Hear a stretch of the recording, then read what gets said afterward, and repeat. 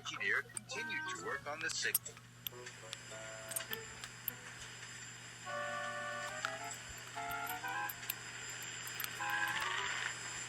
Just as Harold took off, that's the noise.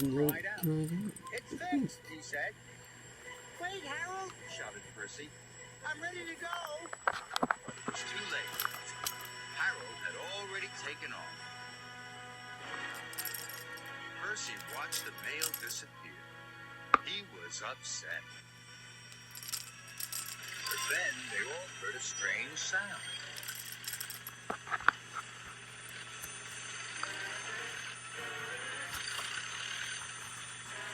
Watch out for those trees, Harold, cried his pilot. My gun's heavier than yours! Harold is in trouble, Percy cried. We must try to help him. He was stuck in a haystack. All he was only the private coaches.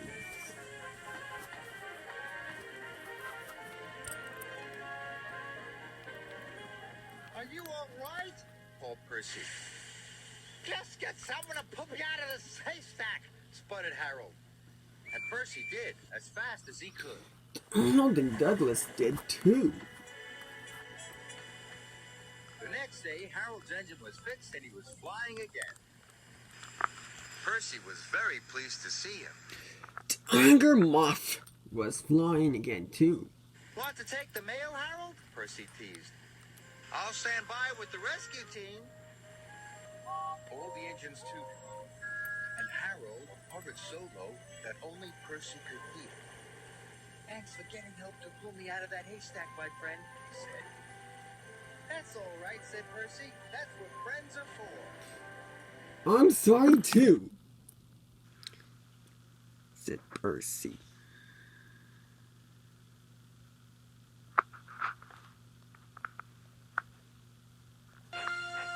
Look, aren't I a beautiful red? Yes, the others. No wonder Sir Topham Hatt thinks I'm special. But Percy was worried. He wasn't being repainted, and he wasn't red. I'm not being repainted either, said Duck. I'm not red either, said Duck. Does this mean Sir Topham Hatt doesn't think I'm special? He asked. Looking splendid is not the same as being really useful, said Thomas firmly. But best of all is being really useful and looking splendid, like me, said James cheerfully. Before Thomas could say anything else, James closed his eyes and fell happily asleep.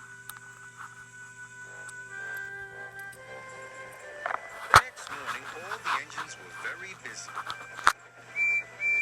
Percy was working at the coal plant.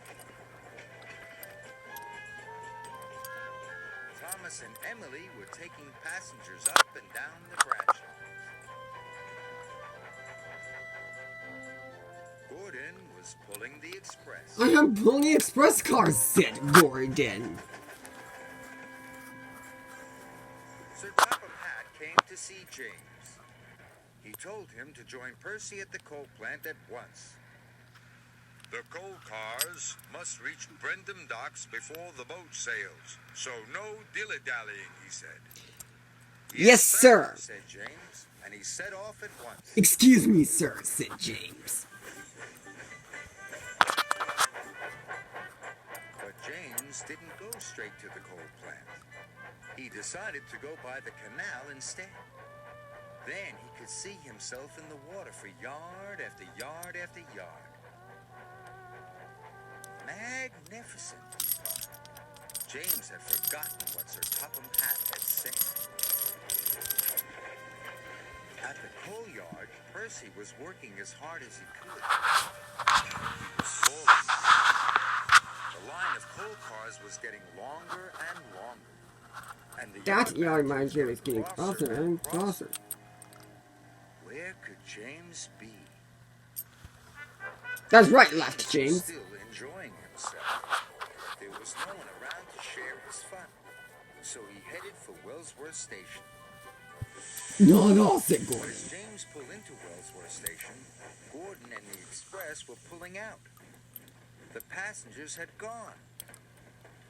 "Bother," said James. He was disappointed, and he left the station. James headed straight for the branch line. James saw Thomas. "Look at me," he thought. "Don't I look fine?" "You should be at work," called Thomas. But James didn't listen to Thomas.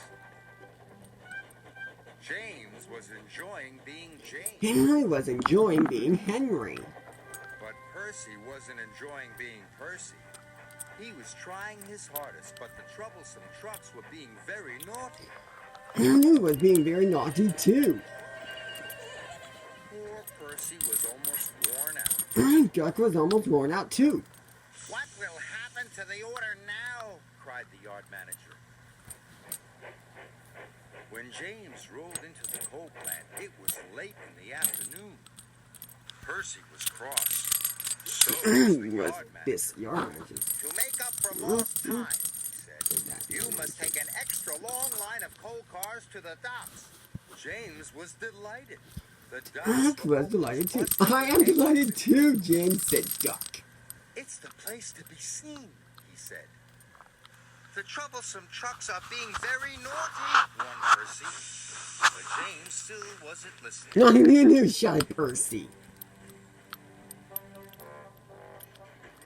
James puffed along, looking forward to being seen. But the troublesome trucks were naughtier than ever. They rocked and rolled and crashed and bashed. James's face was soon covered in soot. Going downhill, the troublesome trucks wiggled and giggled. James had to put his brakes on with a jolt. Coal tumbled out of the troublesome trucks, landing on James. James was cross and bit the troublesome trucks as hard as he could. More coal flew out. Now James didn't want to be seen. He was as dirty as he had ever been. But on his way to the docks, he kept passing his friends. He passed Emily. And Edward. Over and over again. And Thomas. Over and over again. Thomas thought the only red thing left on James was his face. Duck thought so too. James trundled into Brendam Docks. He hoped no one would see him. But Gordon was at the docks with the express. He could not believe his eyes. He said, "I can't believe my eyes." He thought James was the grubbiest, grimiest, dustiest, dirtiest engine he had ever seen. "I think he is too," said Duck. Percy arrived safely with the last of the coal cars. And Percy's stuff had been there. "I like your new coat of paint," he puffed cheekily. "You do look splendid." James knew he should have listened. He didn't feel splendid anymore, but for the first time all day, James could hear clearly. He could hear the sound of the troublesome trucks giggling at him. Percy heard it too. Despite feeling foolish, even James had to smile.